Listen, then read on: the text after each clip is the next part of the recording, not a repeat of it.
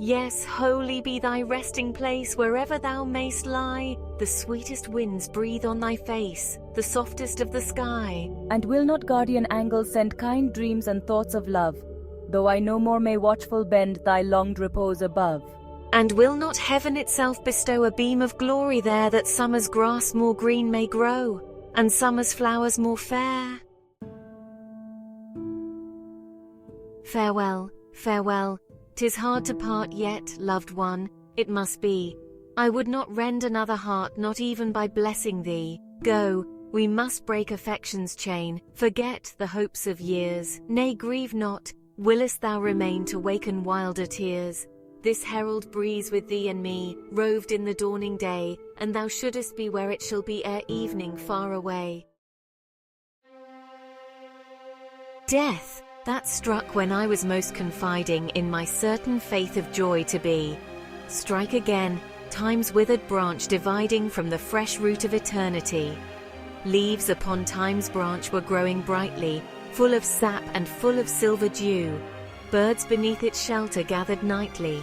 Daily round its flowers the wild bees flew. Sorrow passed and plucked the golden blossom. Guilt stripped off the foliage in its pride. But within its parents' kindly bosom flowed forever life's restoring tide. Little mourned I for the parted gladness, for the vacant nest and silent song. Hope was there and laughed me out of sadness, whispering, winter will not linger long. And behold, with tenfold increased blessing, spring adorned the beauty-burdened spray. Wind and rain and fervent heat caressing lavished glory on that 2nd May. High it rose, no winged grief could sweep it. Sin was scared to distance with its shine.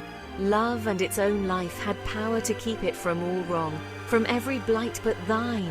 Cruel death, the young leaves droop and languish, evening's gentle air may still restore.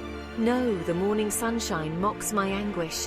Time for me must never blossom more. Strike it down, that other boughs may flourish where that perished sapling used to be. Thus, at least its mouldering corpse will nourish that from which it sprung. Eternity. Father, in early infancy, when you were far beyond the sea, such thoughts were tyrants over me. I often sat for hours together through the long nights of angry weather, raised on my pillow, to descry the dim moon struggling in the sky, or with strained ear to catch the shock of rock with wave and wave with rock. So would I fearful vigil keep, and all for listening never sleep. But this world's life has much to dread, not so, my Father, with the dead.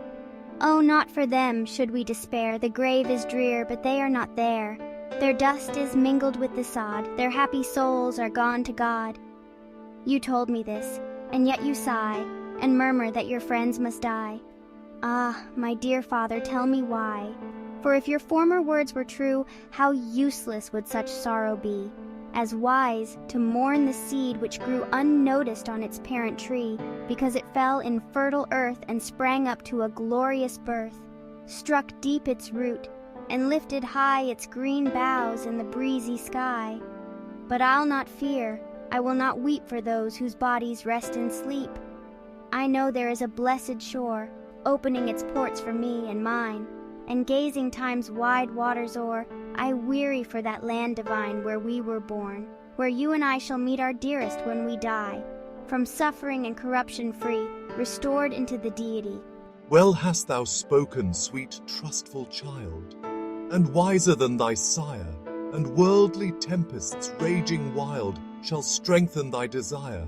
Thy fervent hope through storm and foam, through wind and ocean's roar, to reach at last the eternal home, the steadfast, changeless shore. Tomorrow scorn will blight my name, and hate will trample me, will load me with a coward's shame, a traitor's perjury. False friends will launch their covert sneers, true friends will wish me dead, and I shall cause the bitterest tears that you have ever shed. The dark deeds of my outlawed race will then like virtues shine, and men will pardon their disgrace beside the guilt of mine. For who forgives the accursed crime of dastard treachery? rebellion in its chosen time may freedom's champion be. Revenge may stain a righteous sword, it may be just to slay. But traitor, traitor, from that word all true breasts shrink away. Oh, I would give my heart to death to keep my honor fair. Yet I'll not give my inward faith my honor's name to spare. Not even to keep your priceless love, dare I, beloved, deceive. This treason should the future prove, then, only then, believe. I know the path I ought to go, I follow fearlessly, inquiring not what deeper woe stern duty stores for me.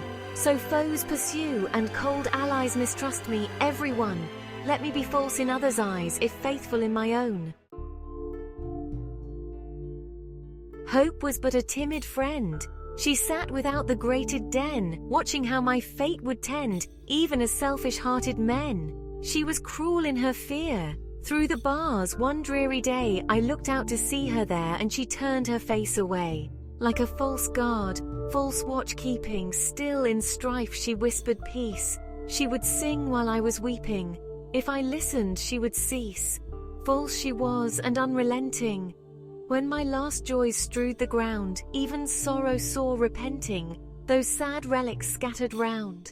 Hope, whose whisper would have given balm to all my frenzied pain, stretched her wings and soared to heaven, went and ne'er returned again. Hope was but a timid friend. She sat without the grated den, watching how my fate would tend, even as selfish-hearted men. She was cruel in her fear. Through the bars, one dreary day, I looked out to see her there, and she turned her face away. Like a false guard, false watch-keeping, still in strife, she whispered peace. She would sing while I was weeping. If I listened, she would cease. False she was and unrelenting. When my last joys strewed the ground, even sorrow saw, repenting, those sad relics scattered round. Hope, whose whisper would have given balm to all my frenzied pain, stretched her wings and soared to heaven, went and ne'er returned again. I am the only being whose doom no tongue would ask, no eye would mourn. I never caused a thought of gloom, a smile of joy since I was born in secret pleasure, secret tears. This changeful life has slipped away, as friendless after 18 years, as lone as on my natal day. There have been times I cannot hide. There have been times when this was drear, when my sad soul forgot its pride and longed for one to love me here. But those were in the early glow of feelings since subdued by care, and they have died so long ago, I hardly now believe they were first melted off the hope of youth. Then fancy's rainbow fast withdrew, and then experience told me truth in mortal bosoms never grew.